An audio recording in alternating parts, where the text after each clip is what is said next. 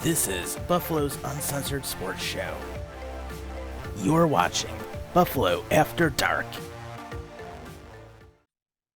Get this recording first, and then I'm going to launch this live on our page. I did test the link. It actually does work now, so. Yeah, because we had issues last week with airing the episode. So we had a little trouble with having it go live, but this week it magically works. Yeah, okay. Well, that was because Zoom updated again.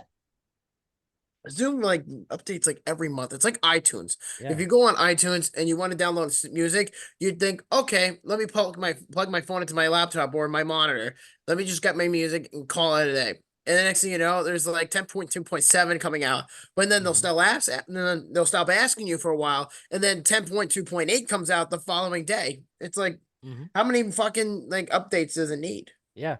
Well, now Zoom has AI companion on here. That's true. Yeah. So now it's got that, and it's got other stuff on here. Are you shitting me? What? Okay. The list for the Pro Bowl just came out for both conferences. Guess who QB1 is for the NFC? Jordan Love or something crazy? Yeah, you're gonna be surprised. Is it Dak? Yes. Is it really? It's Dak. Oh, look at me. I'm a goddamn genius. QB2 is Brock Purdy. Ooh, get the fuck out of here. Yeah, so really? Brock Purdy, you know what it is? You know what it is? They probably project the 49ers making it to the fucking Super Bowl, so they don't even project them being in, the Pro Bowl itself. Right. Yeah, and here's another one. For the quarterbacks of the AFC is Lamar Jackson, Patrick Mahomes, and Tua. Unless Tua gets killed again. So. Well, I mean, shit, if Tua does, that's going to come down to this weekend. If Tua makes that playoff run, then maybe he doesn't go in. Very true. We'll have to find out. Yep.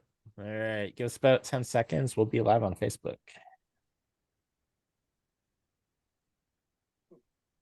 Okay, so for the Pro Bowl's defensive backs, we have Sauce Gardner, Patrick Surtain, Jalen Ramsey, Denzel Ward, Justin Simmons, Minka Fitzpatrick, Kyle Hamilton, Deron Bland, Chavarius Ward, Jalen Johnson, Devin Witherspoon, Jesse Bates, Buda Baker, and Julian Love. Hey.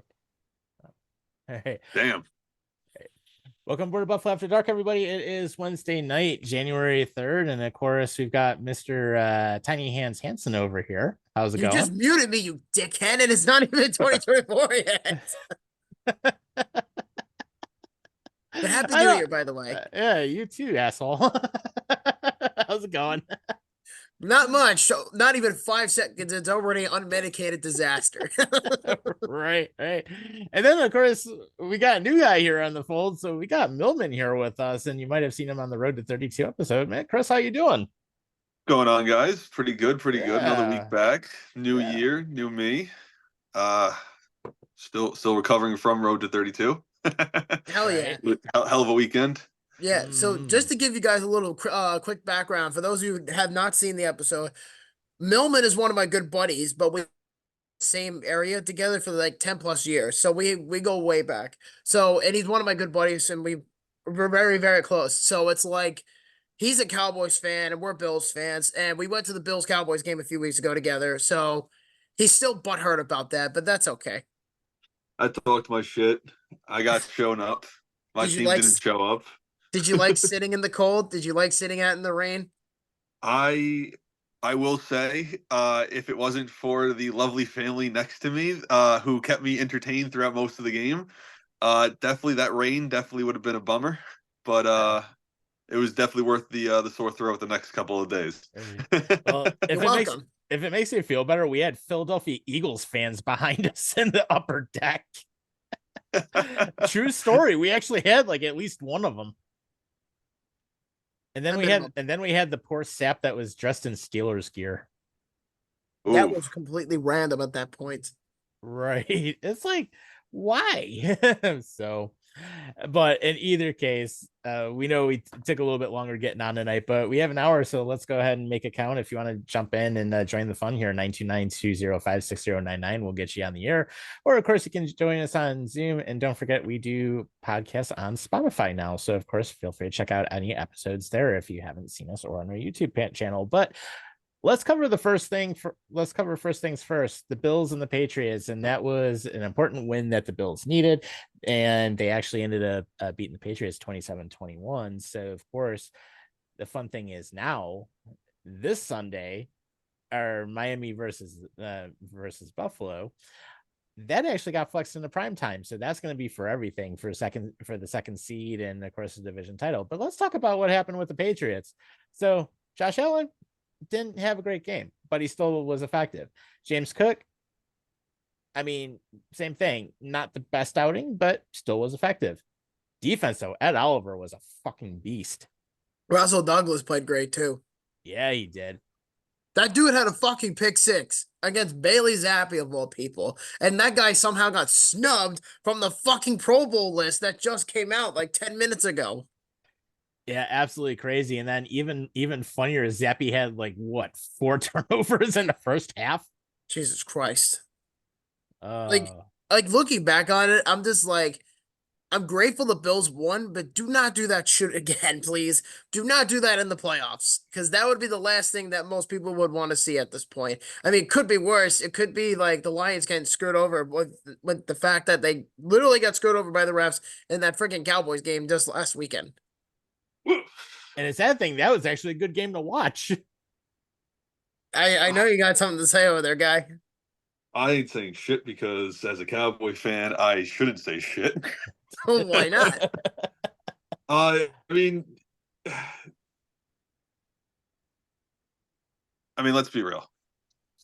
Ref calls this whole season, in my opinion, have been a big issue. And I'm sure, Bob, you especially could easily name me 30 games off the top of your head from the last 16, 17 weeks where a ref call or two has really not just screwed a game, but the whole projecting course of the game gets completely deterred by, one call.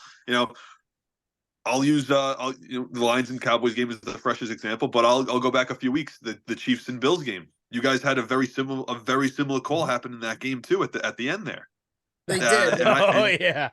And I'm not trying to start with anything with that, but I'm just saying, like, it just seems that in the last couple of years, especially, that ref calls have not only impacted these games, but have really determined, in my opinion, the outcome of the games. Like you can go back on, especially on YouTube for this season alone, there are a lot of videos with people going, why is the NFL not doing anything about like awful ref calling? Right. Yeah, Bills versus the Eagles, the horse collar, and then what happens is Josh Allen gets penalized 15 yards when he was the one that was actually getting brought down. I'm like, you can't be doing that. So, or going back to the Super Bowl a year ago with Eagles Chiefs, that was with James Bradbury. Oh my God, there was so many penalties. Yeah, but that was the one that was like the icing on the cake that kind of helped Kansas City win that Super Bowl last year. But immensely. Well, yeah, I mean, that's kind of what happened at that point. I mean, the officiating this year has just been such a joke. Like, there's like no real clean team that got away with anything, as most people would say, like Kansas City or Dallas or Buffalo or Philly for that matter. I mean, every team had some sort of fruition with the refs. I mean, that's usually what it is. But no matter what happens, people are always going to find a way to get pissed off at them. That's true. Yeah. Yeah, it happens every year. And I was going to say, what's worse, the refs currently or the replacement refs from a few years ago? Oh, God. Oh, yeah. Remember that whole situation? Yeah, I do. Oh, I lost my fantasy season because of them. God, really? I forgot who it was, but I think it was I had someone on the Cowboys or maybe Green Bay it was. I don't know. Whatever it was, they were playing a game. Touchdown got called back, and I lost by 5 points. Damn. Dude, a touchdown alone is 6 points, my guy. right. And they screwed you over. I've been playing fantasy since probably like 2013, 2010, 2011. Damn, that was a long time. Yeah, Dude, I could tell you, dude. I could tell you. I've played like so many horror stories in fantasy this season. Well, Bob, let's talk about our fantasy season real quick. For those of you that don't know, I was the number 1 seed walking into 2 out of 3 of my own leagues that I'm commissioner of. And how did my playoff runs go? You ask? Fucking big ass goose eggs. my had to go against me at some point. Was 3rd. Yeah, I ended up finishing 4th in our league thanks to this guy up here who ended up beating me by 3 because I ended up playing the wrong running back. Dude, you went full Falcons, okay? You were up by fucking 32 points. Yeah, I know. I know. If I would not have played James Cook, I would have taken you out. Well, you I said had Amari Cooper on my bench. That week he put up 51. Right. And actually, what I should have done had I played the Dallas defense, I would have probably been in better shape. But I will say this though: congrats to your wife who ended up beating Andy. Yeah, she did. She won the 2023 Buffalo After Dark Fantasy Football League. So if anybody wants to play next year, just let us know. You know, we'll be more than happy to bring people in. Okay, 1. Okay. I'm always looking to fly. I love fantasy football. Cool. Good stuff. Fair enough. We'll do it. Good stuff. Yep. We'll have to bring you in. Definitely. But yeah, so as far as that Bills-Patriots game go, the offense looked like absolute shit. I don't know what's going on from that game prospectively. Like, Josh Allen looked like he was back in his rookie form, but the whole inaccuracy narrative, like, that's not going to last very long. I know that. But everybody on the offense, it was just like nobody was able to catch the ball. Nobody was able to run within more than 10, 15 yards. Nothing was working. And the offensive line would turn into a revolving door. So why is it that the one game in the entire fucking season where they had to step up big time, all of a sudden just decided to become a pumpkin? That's what I don't understand. Yeah. Well, you bring up a good point. Gabe Davis was Stonehands Gabe Davis like he usually has been. And hopefully Davey. Yeah, and hopefully the freaking Panthers will pick him up because he is actually their number 1 target now. But I mean, Stonehands Davis, he couldn't handle anything. Dalton Kincaid couldn't handle anything. Knox couldn't handle anything. Nobody did. Yeah, James Cook dropped some passes. Hold on. Kincaid, I will say though, Kincaid was your leading receiver in that game though. 87 yards on 4 catches. Yeah, he did finally, get it going, so that part's good. I mean, my question is how many targets did he have? Because I feel like Kincaid has really been one of the most breakout stars I've seen this season. Well, yeah, and he will be for years to come. Yeah, but he is a good tight end. I mean, he's actually really starting to come into form, which is good. And he's had a good rookie season, so definitely happy to see that. But, there's no Jake Ferguson. Yeah, but Yeah, but here was like the one breaker though, and I'm surprised you haven't mentioned it yet though. How about the opening kickoff for that 98-yard return? Don't even get me fucking started. Oh God, what happened on that? I don't know. Okay, I just went into there thinking, all right, turn on the TV. Here you go. I sit down on the couch, and the next thing you know, I'm with Brittany. We watch every game together, and the next thing you know, I'm watching the game, and I'm thinking, all right, here we go. Right, and then down comes Jalen Reagor. I'm like, all right, let's go special teams. And the next thing you know, it just becomes bigger and bigger and bigger and bigger, and it just spreads like a wildfire. Nobody could fucking tackle. It just keeps going and going, and then all of a sudden, touchdown, Jalen Reagor. Yeah, and I'm like, it's like he ended up missing 5 guys, and I'm standing there. I'm like, who the fuck do you think you are, Devin Hester? Good, man. Literally, that's literally how I felt about watching that opening drive. But I am glad though that in all seriousness, I am glad though that the Bills actually turned it around after that opening drive, and they actually picked up pace from there. And you could thank the defense, especially Ed Oliver, Razzle Douglas, the entire defensive line. They all got the Benford had a pretty good game, but yeah, Razzle Douglas, great pickup at the trade deadline. Great. What about Terrell Bernard? I mean, eight tackles, 2 sacks. Yeah, good game. Big game. Big game. And Oliver's really come out in his own the last year or so. I mean, especially ever since he got that contract. I mean, he's finally playing to where he should be. Who? Ed Oliver. Oh, Ed Oliver, yeah. Dude, Oliver's interception. That interception was big. Yeah, that interception was huge. Oh yeah, definitely. And you know what? I fully expect the defense to be just as dangerous, if not better, than they were the last couple of years. Because if you go back to last year when they lost to Cincinnati, they had no secondary help because Tre'Davious White at that point tore his ACL. So he didn't really fully play to his fullest extent as much as he wanted to. It's not like now with Von Miller, which has been a big waste of time. And then you have Tre'Davious White, who I feel bad for. He tore his ACL and then he tore his Achilles. And then it's like the guy can't capture. Talking about playoff aspirations, how about Miami getting the living shit kicked out of them by Baltimore this past week? Listen, I'm a Dolphins fan, but I 56 love to 19. watching the Ravens.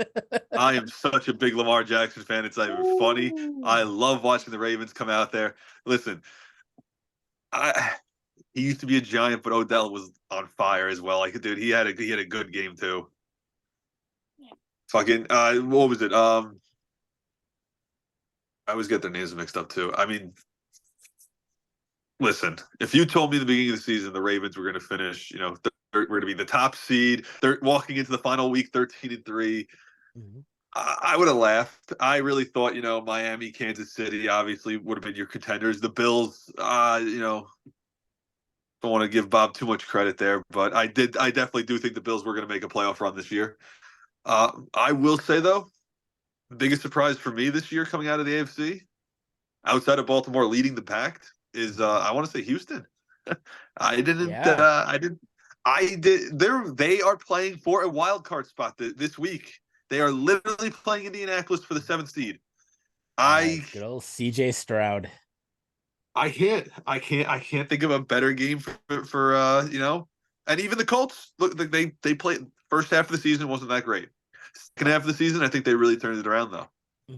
Yeah, it's definitely true. They absolutely did. And here's like one of the other things I'm thinking of also is, I mean, CJ Stroud, he's really emerged. He's going to keep getting better and better. And he single-handedly carried that team at various points during the season. I mean, especially with Houston being banged up the way that they are. But who would have thought? Definitely. Who would have thought that Nico Collins would have showed up and become a legit wide receiver one? Can we talk about Mr. Tank Bell for a second, real quick? Go for it. Out of left field, never. Dude's putting up 100+ yards, X amount of games in a row, and then obviously he gets hurt and goes down with an injury, which is you never want to see that. But if he doesn't go down with that injury, and at the rate he was playing at with CJ Stroud at the rate he was playing at, I dare say that Tank would have been one of these Pro Bowl top receivers that before we went on the air, Bob was talking about some of these guys that are being called for Pro Bowl already. Yeah, I think that's one of your standout players. Most of the Houston offense, in my opinion. Yeah, that team has definitely come around. I mean, they're playing good. I mean, they could legitimately be a dangerous team in the playoffs. But even more interesting though, and I'm thinking about it. How about if we look at the NFC? How about Detroit? With the fact that they legitimately had a great season all the way through. Can I just say right now that I am, and Bob knows, I'm so happy Detroit is making this run. Yeah, it is not only a long time coming. Finally, it's not a long time coming.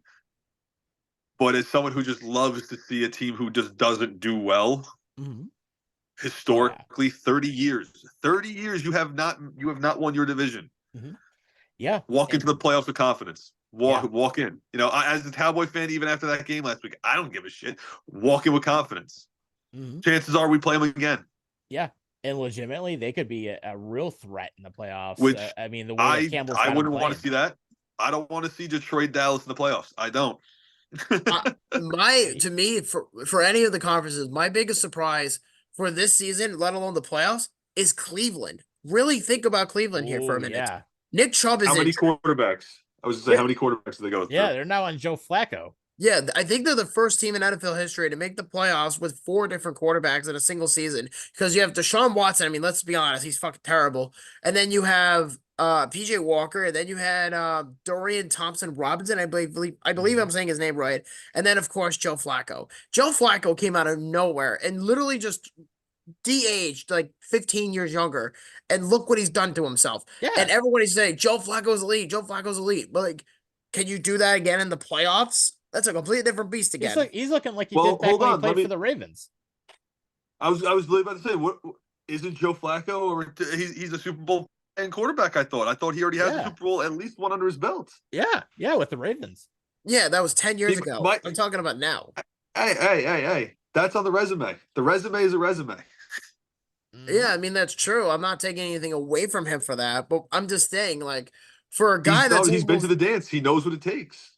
That's something that's a crucial thing sometimes in the playoffs, is just a mentality. Well, yeah, but it's been like 5 years since he was in the friggin' playoffs. Hey, listen, you can't. Yeah, I mean, listen. Just because I haven't gone to the dance in 5 years doesn't mean I don't know how to dance. Right. This is true. But again, I want to see how the Browns do in the playoffs, no matter who they play. I would think they're going to play Jacksonville, but then again, Jacksonville could very well choke on their own shit, and Houston will probably win the division on Saturday. Yeah. Well, that's my thing. Jacksonville's playing Tennessee. Tennessee is eliminated. Yeah, Tennessee has nothing to lose. You can't sleep on Tennessee, though. Tennessee easily plays spoiler, and I mean, it's not really going to affect any of the standings because, I mean, Jacksonville kind of has it locked in, but my question to you is, if Jacksonville loses against Tennessee, Indianapolis and Houston they're tied with you. What happens if you lose and one of them wins? Well, now let me ask you a question, Bob. If I'm the Texans and CJ Stroud leads my team to a W next week, and the Jacksonville Jaguars choke against the Titans, and CJ Stroud pulls off a title win and walks his team into a division title, because that's a very big possibility right now. Well, here's the thing. That Houston-Indianapolis game does not matter as far as the Bills go. The only team in that race that matters are Pittsburgh and Jacksonville, because Jacksonville is in the race with Buffalo, same with Pittsburgh, and Pittsburgh has to lose to Baltimore, because the only way that the Bills get in with all of them losing, and I have all the situations here for the Bills. The first one's pretty obvious, and it's obviously, if the Bills win on Sunday, they clinch, they get the AFCs, they get the number 2 seed. Pretty straightforward, simple. Yep. But if they end up in a tie, or if Jacksonville loses and Pittsburgh loses and Buffalo wins, they're in. And that would be the number 2 seed. If this number 6 seed is this, if Buffalo loses, Jacksonville loses, and Pittsburgh loses, Buffalo gets the number 6 seed and they play Kansas City. That's scenario number 2. Scenario number 3 would be the 7th seed, would be Buffalo loses, Jacksonville wins, and Pittsburgh loses. And then the other option could be Buffalo loses, Jacksonville loses, and Pittsburgh wins, and Buffalo gets in. Or the last one could be Buffalo loses, Jacksonville wins, and Pittsburgh wins. If that happens, they miss the playoffs. Yeah. My question is, I really think that the Bills have this. I don't think this is. I think you guys clinch a playoff berth. I really do. I mean, obviously, if you lose and certain people win, obviously, statistically, you're out. But especially who certain people are versus certain people. For example, Pittsburgh is versus Baltimore this week. Baltimore is definitely not going to start Lamar. They're definitely not going to start certain starters. If they do have starters out, they're going to be limited to certain plays, and maybe even the first or halfway through the second quarter even. If Pittsburgh walks out with a W, it really does play trouble for everybody, I mean, even the Bills. But that's, again, in my opinion, I think the Bills are safe. I don't think you guys have to really worry a lot. Even if you lose. Even if you lose, you still have 3-4 other teams that could still lose, and you guys could still walk in. Well, again, the other teams that I've just mentioned, Pittsburgh, Buffalo, and Pittsburgh, all those teams are still competing for 2 spots, and that's including Pittsburgh, Indianapolis, and Houston. If you count that into that one spot, that weekend, this coming weekend, dictates the entire standings alone. Because if the Bills win the game on Sunday, they get the number 2 seed right behind the Ravens, and they'll get home field advantage in the playoffs. But if they lose, and depending on how everything else plays out, either they can be a road team and go to Kansas City, or they can miss the playoffs. They really don't know yet. And we're not going to know the first sign of that until at least Saturday. And then Who has the tiebreaker, Jacksonville or Buffalo? Jacksonville right now has the tiebreaker. If Jacksonville loses to the Titans on this weekend, and Buffalo loses to Miami, who wins that tiebreaker? Who would win that tiebreaker? Yeah, that's my question. My question would be, if Buffalo loses and Jacksonville wins. If Jacksonville loses and Buffalo loses. Does that include for Pittsburgh? No, just straight up if Jacksonville loses and Buffalo loses. Well, that wouldn't not hypothetically work because those two teams by themselves, because you need a third ringer for this dance, and the Steelers are the third ringer, so you can't really say lose unless Pittsburgh comes in and just wipes out everybody. Right. So that's the only way that it's going to be tricky then. It's very tricky, and that's why I broke it down. Because again, the simplest way to get in is beat the Dolphins. That's the only way they're going to get in. And I'm not going around saying, "Oh, they're definitely going to win," because that's just embarrassing and arrogant. I'd rather just be humble about it and be like, hopefully they can do it, and I think they can. I think they can do it. I mean, they've done it before, not in this particular situation, but they've definitely done it in the past to the point where a division's on the line and the season's on the line, things like that. Like, this is adversity right now for the Bills. So they're not going to doom and gloom and think about it. They're just going to go to Miami on Sunday Night Football. No heat, by the way. And they're just going to go do their business. And that's also leading to my next point, which is the Dolphins. Now, the Dolphins are in a very interesting, how do I say this, situation. Bradley Chubb tore his ACL. Yep. Xavier Howard is going to be out week to week, so he will not be playing on Sunday. Jalen Phillips is already out. Tua's banged up, and I expect him to play. Jalen Ramsey, I expect to play. So, all in all, there's really a lot of Waddle. Waddle, I think he is DNP for right now as of Wednesday. He is DNP for this game. So, I think regardless how it is being played out, the Miami Dolphins, there are fans that think, well, they have a shot to win. I mean, of course they do, but it's like with like 18 of your 26 starters out, that's remotely impossible to do. Yep. They're in a tough spot. And actually, I have the entire injury report up here. So of course you covered the main ones, but I mean, here's a good thing for this week: Bills versus Miami. The Bills only have 5 players on the injury report, and basically it's Josh Allen, Leonard Floyd, Micah Hyde, Damar Hamlin, and Von Miller. So Miller and Floyd did not practice. Hyde and Hamlin were limited in practice. Josh Allen's a full practice, so his neck is fine.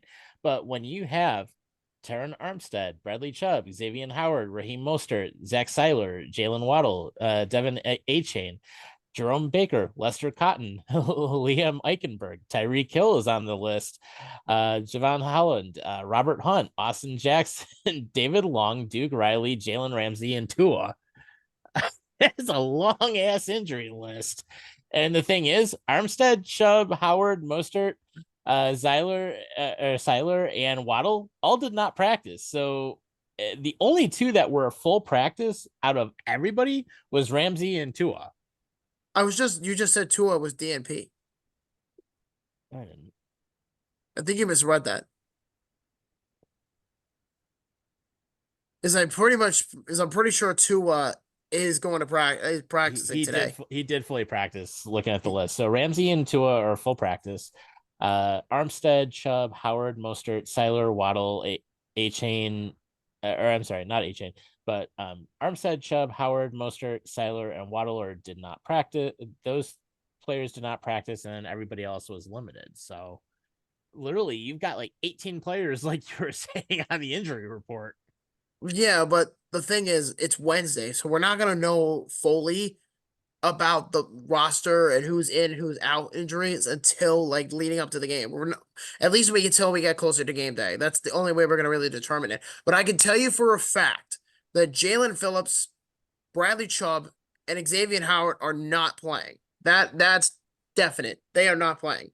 So that only leaves Emmanuel Ogbah to be their number 1 defensive player on the pass. I don't know if you saw this, but reporting 4 hours ago, CBS News says Tyreek Hill's house went on fire.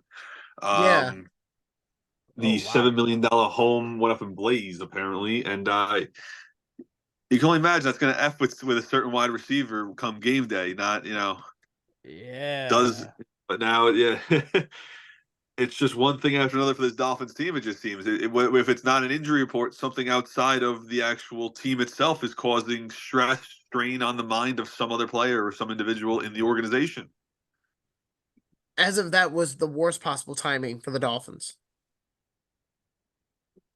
Yeah. Because that's a tragedy. That's not something to be having to raise miracles about. Right.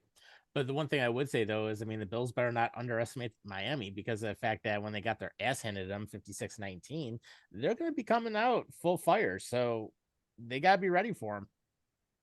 Well, yeah. The Bills, they just got to go out and do their business. That's the best way I could put it. Yep. Well, what do you guys? Well, my question to you is: do you think?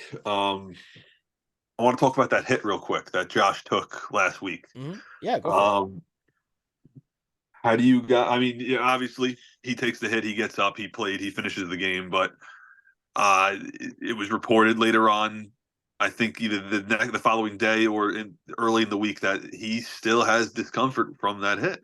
He has some neck issues that he's still working on, and my big question is to you, is someone, especially a big guy like Josh, when you're throwing the ball and you have any kind of issue with any kind of part of the upper back giving you any soreness, that could really impact not just throwing distance, accuracy, but confidence in, am I going to get hit? Do I go for protection mode earlier than I normally would?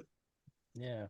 But on the flip side, with him being in full practice and, getting through everything, even him in the media, he did mention that he is feeling fine and doesn't have the effect of the stinger. So at least that part's good. Now it's just going to come down to game day, though, how he truly does show up.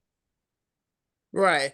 He is expected to go, but I don't think it's going to be an issue with the offensive line, because this is really like the only real game throughout the entire year as far as the 18-week schedule goes, where the offensive line decided to just play like shit for the majority of the game. This is the one game they do it on, but we'll see what happens. The offensive line's been really good all year long, and it's kind of surprising, honestly, because not many people are giving them credit that they deserve, but, that's why you hardly ever hear Josh Allen getting injured, because of the fact that he has a good offensive line around him this year. Yep. That's also true. Yeah, true story. So with that, what we'll do is we actually went over a little bit in the first half. So what we'll do when we come back on the second half of the show, we're going to jump right into hockey. We're going to talk a little bit about the Sabres and their little situation. Have a little bit of Winter Classic info that we'll talk about. We'll talk also a little bit about Khabibulin coming back. And of course, we'll take some calls if you want to jump on. So stay with us. We'll be right back. I'm Tom Wujek, co-host of Buffalo After Dark. Founded by Matthew Keeler, Dishin is a Buffalo-based fashion label focusing on continuous experimentation in hockey. Their work consists of products, content, and experiences that inspire creativity. Playful curation provides energy that sparks a unique perspective and an ideology around seeing the game differently. Now you can save. Log on to justdishin.com and use promo code WUJEK at checkout. You'll save 10% on all of your purchases. That is spelled W-U-J-E-K. Dishin has built an influential following devoted to the infusion of creative expression through high-quality goods and tasteful collaboration. If you love creative products that push the boundaries, check out Dishin. Visit their website at justdishin.com.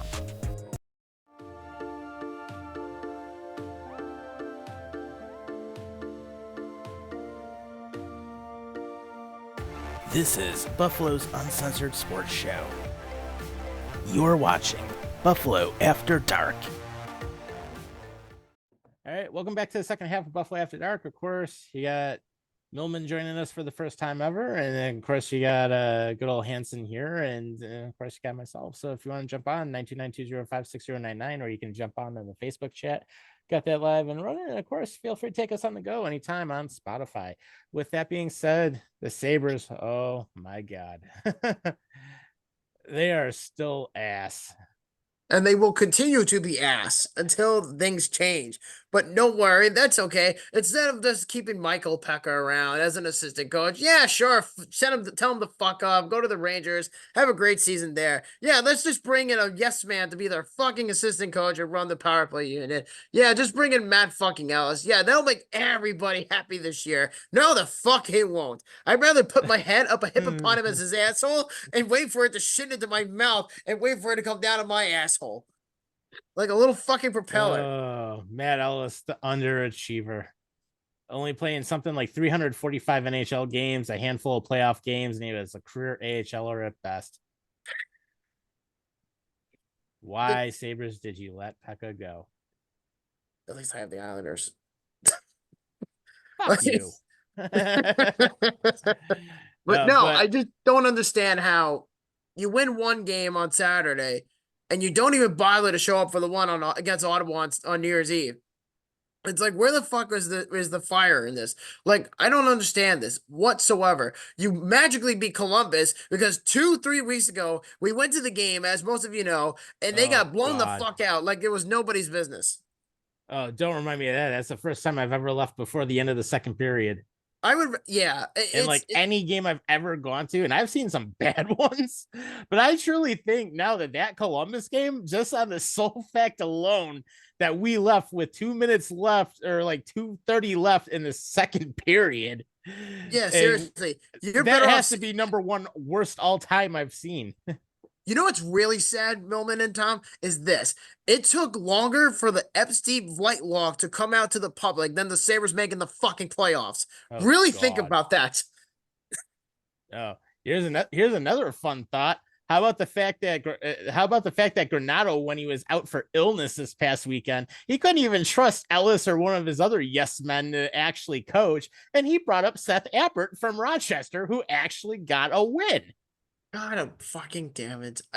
Again, this is the point. What does this tell you guys? It tells me everything. Crap assistants.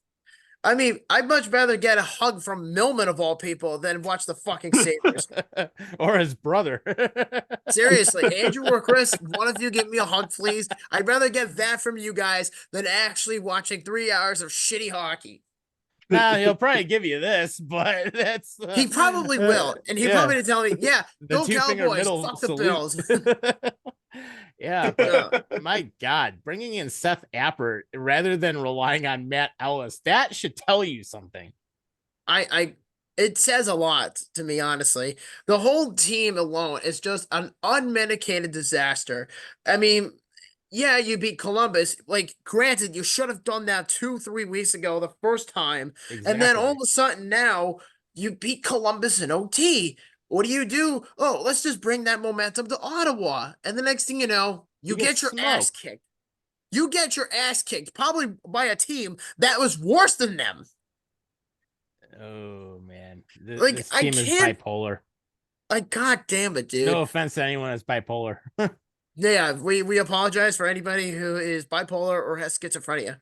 Yeah. But then we do have that disclaimer at the beginning of the show that says viewer discretion is advised and that the opinions are ours and ours alone. That's including you, Chris. Yeah. And not any of that of our LLC. So, God. Yeah. I mean, I can't stress this enough. And I've said this over and over and over, is Granato should have been fired at least in October, November. But no, the Pagulas want to keep him around because he's a good royal servant.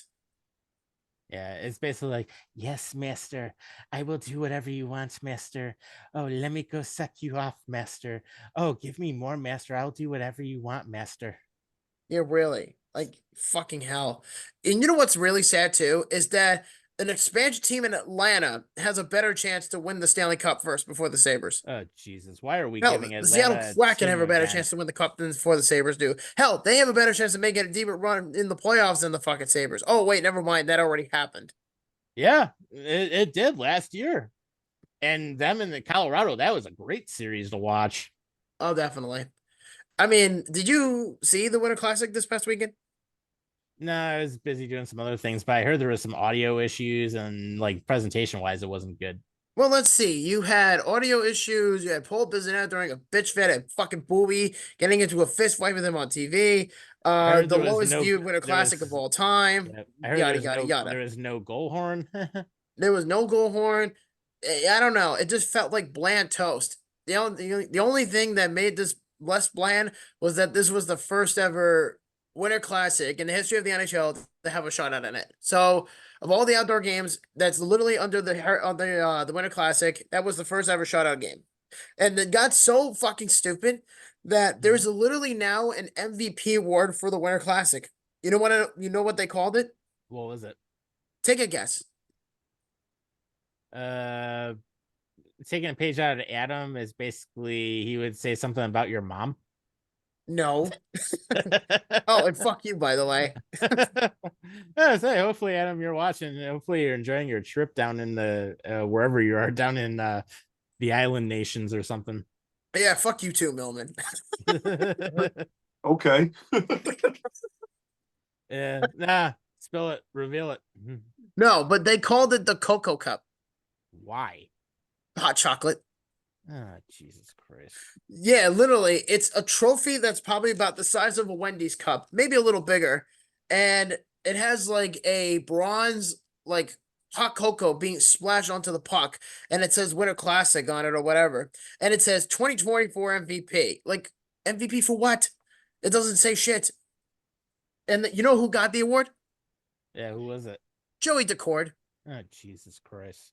Yeah, imagine that. Did they at least have the roof open at that stadium on Sunday or whatever, or Monday, whenever it was? Yeah, they had the roof open. Okay, good, because I was gonna say if they had that closed, it'd be absolutely stupid. Yeah, and you call it a Winter Classic. Yeah, exactly. Yeah, no, you play outdoors. That's why it's designed that way. I don't care if it's raining. I don't care if there's a big ass blizzard. You play. You can set this up for a while. Right. Yeah. You just can't. I'm sorry. But the next thing you know, they didn't even announce yet the 2025 venue for the Winter Classic. They didn't even announce that yet. I would imagine that it's probably going to be somewhere in the middle between, like, I mean, they can't go back to Fenway Park. They already did Fenway Park twice. So I can't see them going back. They might do it in Millman's backyard for all I know. What, Nassau? Yeah, no, the Winter Classic. Yeah, Nassau Coliseum. No, not the Nassau. Yeah, probably.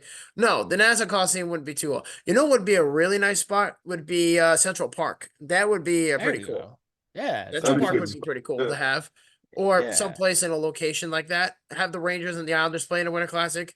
Yeah, set up some temporary bleachers or something. You know, it's all good. Hell, throw it on Jones Beach even.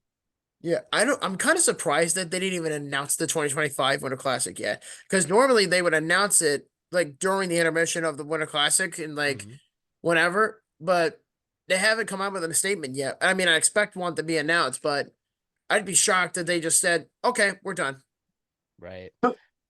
Well, then again, it's Bettman. Who knows? I mean, well, look at what Bettman's trying to do now. He's trying to put a third team in Atlanta, and that whole proposal's going forward again. Jesus Christ! It's a third stint in Atlanta. Isn't that fun? Yeah. Hey, Bettman, do us a favor. Put a team in Quebec City like you should have a long time ago. And tell the Coyotes to fuck off. Exactly. I mean, you know what this reminds me of? Imagine in the NFL, if the Cleveland Browns, when they moved from Cleveland to Baltimore, became the Ravens, in this current stint of the Browns, they have no stadium, and then they have to relocate to a city that would want them, and then come back for a third term and call them the Browns. Yeah. Like, that's literally what's going on here. Yeah, it's called the Peter Principle. You keep doing the same thing, and then you get the same exact result. I also feel like it's Murphy's Law, considering all the bad, like, juju vibes that could come out of that. I mean, really don't know what the circumstances would be in that situation, but considering the fact that Atlanta is not a fucking hockey market and they still keep putting a fucking team there. Like, stop it. You already have big ass lead. You already have the Braves who don't need any fucking help. And then you have the Hawks. Like, whoopee-doo. Right. Yeah, Atlanta's more a basketball town than anything. I mean, the Braves actually do well out there. So, but of course, they didn't do well in their former stadium, Turner Field. So they moved out to the suburbs, and now they actually sell out quite a bit. So there you go. But well, you also got big ass lead, which is the Atlanta Falcons. Oh yeah. Big ass lead. Mm-hmm.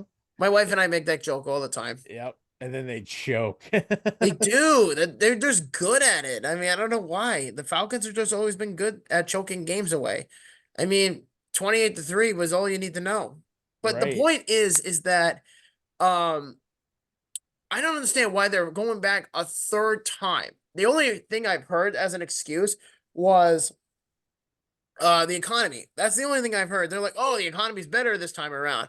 Are you sure? With inflation and all this bullshit going on, that Yeah, you can't even seriously. afford to feed your own family, and yet you want to put a hockey team in the middle of Atlanta, and you're saying the economy at that time, in this time frame, would be better? And come on, like the economy 20 years ago was bad, yeah, sure, but at least with that time stint, they were even able to put a small market team in an environment which doesn't clearly work. And then you have shitty ownership, and then you have bad drafting, and it just Mhm. the list goes on and on and on. Like it's like there's no end in sight with this at all. And it's funny I mentioned Atlanta because there was actually a thing that came out not too long ago, and I kept it on my phone, by the way.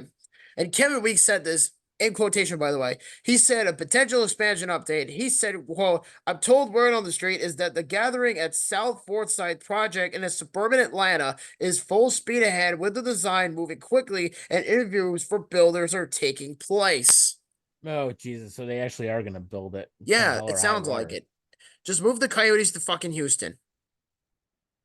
Yeah, seriously, keep them in the same divisions, keep them in the same time zone, Seriously, it's insane.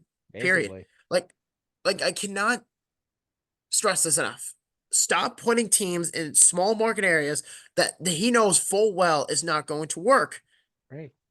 Either right, or even another option, like for the Coyotes, move them to Salt Lake City. That's a hockey market, small market, but it's still a hockey market, That's true, and they have an NHL ready building. but they don't want to do it. Well, that's because Bettman's a dumb shit. We all Yeah, know and then that. Bettman's like, "Oh, it's because of the Canadian dollar." No, it's not. It is not about the Canadian dollar. It's you being a scumbag to all Mm-hmm. Canadian hockey fans, and you don't want to put an expansion team in Quebec City. Just do everybody in the NHL a favor. And you ask yourself, "Oh, why is the NHL not making as much money?" Oh, simple, because Gary Buttman likes to fucking put teams in Nashville and Raleigh, North Carolina, that put a team in an actual Mm-hmm. market that people will actually respect and go watch the games for. Look at Toronto, look at Winnipeg, look at Montreal. All of those markets are huge. Oh yeah, I was gonna say when we drove up to Toronto, it's like we saw that was way more built up since 2019. Hell, even Dallas is a hockey market at this point. Considering, I mean, Right. yeah, everyone would say, "Well, what about the Cowboys?" Well, the Cowboys are there, yeah, sure. Everyone talks about the Cowboys, but everyone's like, "Well, yeah, it's from football town, obviously." But it's like you can't foreshadow the Cowboys into saying, "Oh shit, we're gonna get exposed by a low market hockey team." I mean, don't get me wrong, the Stars are good, but it's like they had to build their reputation since Yeah. what, when they moved? Yeah, because they were originally the Minnesota North Stars, and then they ended up moving to Dallas, and then Minnesota finally got a team like almost 10 years later. But even Nashville, I would say at this point, is more of a hockey market now, just because of the fact that they consistently have sold out ever since that team started more than 20 years ago. And Hurricanes fans just came out of nowhere. Yeah, well, they only show up when they play good. That's But what they do. Kind of like yeah, the I'm Florida shocked that Panthers. yeah, Florida, same thing. They're trying so desperately to build a market for these teams, and there's nobody buying into it. Yeah. Like Although yeah, I Tampa can. surprisingly does pretty well, but they've had a good team consistently for at least the last Oh, 15 years now. oh, and you don't want to know something else? What about Vegas? Vegas is now suddenly a hockey market. It's because it's their first professional team. Yeah. I mean, the Raiders are there now, but who gives a shit about the Raiders? I mean, it's like, Right. I mean, Vegas had to build up from having nothing there, and they established themselves in 5 years. yeah, And they sell out every single night there, and they actually make it fun to watch hockey there because they go over the top in their production. absolutely. Like that's the problem I have with all this Right. because you have a market like Vegas and people's narrative about it is that hockey doesn't work in the desert. I mean, yeah, if you treat the Coyotes like, a bunch of degenerates, I mean, let's be honest. You treat the Coyotes that they've had executive hot potato for 25 fucking years, and then Mhm. you've had more arenas, you've had executives after executive after executive, and there's scandals and more scandals. There's a lot going on there. That's the main purpose of this whole bullshit, is the fact that the NHL tried so hard to keep this environment in the desert, and yet they're on the verge of moving, and there has been no plans. I mean, we've heard a little thing or two, if you want to call it that, 2 weeks ago from the Coyotes themselves saying, oh, we might be getting a new arena. Yeah, with what plans? There's no renderings. There's no deal in play. There's nothing. And it's like, how many new arenas do you need? Let's see. You originally moved to America West Arena, which is now called the Footprint Center, where the Suns play. Phoenix.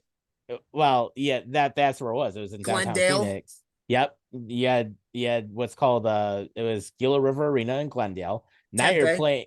Yeah, now you're playing in that 5,000 seat arena in Arizona State. Yeah, imagine putting a professional NHL franchise in a college hockey arena with only 5,000 seats, and on top of that, shoving $400 or $500 out the consumer's ass. Oh, remember we talked about that last season when that came up? Jesus Christ! When we were like, why can't they sell out a 5,000 seat arena? And we saw the average ticket price, it was like $400+ like ticket. So wait, Millman, if I had to ask you this, if you were a regular consumer and you were in Arizona visiting family and you see the Cardinals, okay, they're done for the weekend. What do you want to do? Oh, let's go to a Coyotes game. And the next thing you know, hey, let's go buy tickets. Oh shit, they're $300, $400, $500. Would you go?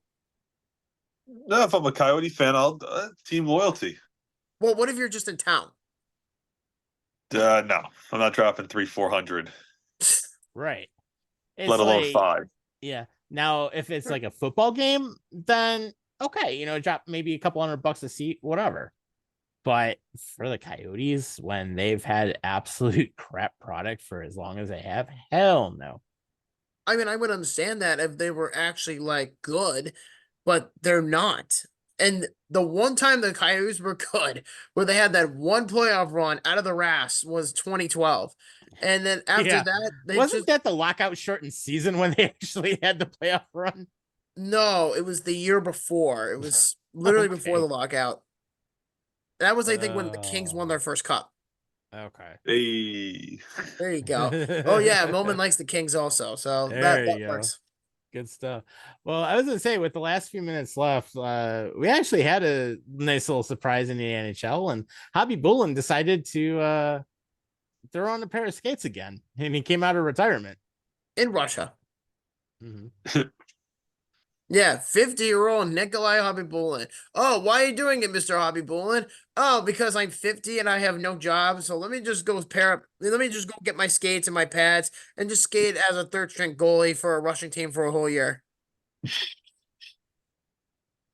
mean, don't get me wrong, like Nikolai Khabibulin was a legend in Tampa Bay, but at this time frame, come on, man.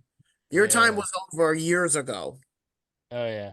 Well, hey, think of it this way, though. I mean, good old Jaromir Jagr is still playing, and he's 51. How he's still playing is a freaking, like, I don't even know how to explain that. Yeah, me the Brady effect.